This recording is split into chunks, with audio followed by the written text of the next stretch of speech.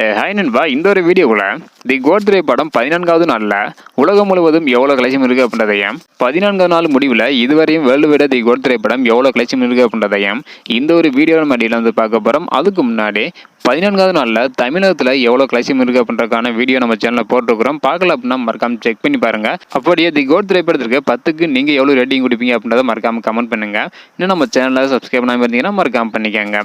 Okay அன்பா, வாங்க நினைக்கிற வீடியோக்குள்ளே போகலாம். ஓகே அன்பா, ஆல்ரெடி தி கோட் திரைப்படம் 13வது நாள் முடிவில் 413 கோடி வரை கலெக்ஷன் செய்துள்ளதாக அதிகாரப்பூர்வமான ஒரு அறிவிப்பு வந்து வெளியிட்டிருந்தாங்க.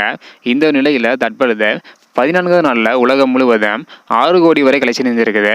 மொத்தமாக 14வது நாள் முடிவில் 119 கோடி வரை வசூல் பண்ணியிருக்குது வேர்ல்டு வைடா. ஸோ அடுத்தடுத்து எவ்வளோ கலெக்ஷன் பண்ணுது அப்படின்றத வெயிட் பண்ணி பார்க்கலாம். ஸோ ஓகே அன்பா, தி கோட் திரைப்படம் வந்து பார்த்தீங்கன்னா இதுவரையும் உலகம் முழுவதும் 419 கோடி வரை கலெக்ஷன் செஞ்சிருக்குது. ஸோ அடுத்தடுத்து தி கோட் திரைப்படம் எவ்வளோ கலெக்ஷன் பண்ணுது அப்படின்றத வெயிட் பண்ணி பார்க்கலாம். ஓகே அன்பா, இந்த மாதிரி தி கோட் திரைப்படம் தமிழ்நாடு, கேரளா, கர்நாடகா, வேர்ல்டு வைடா எவ்வளோ கலெக்ஷன் பண்ணுது அப்படின்றக்கான வீடியோ அடுத்தடுத்து வரும்.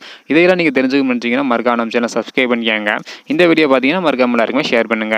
ஓகே அன்பா, தேங்க்யூ.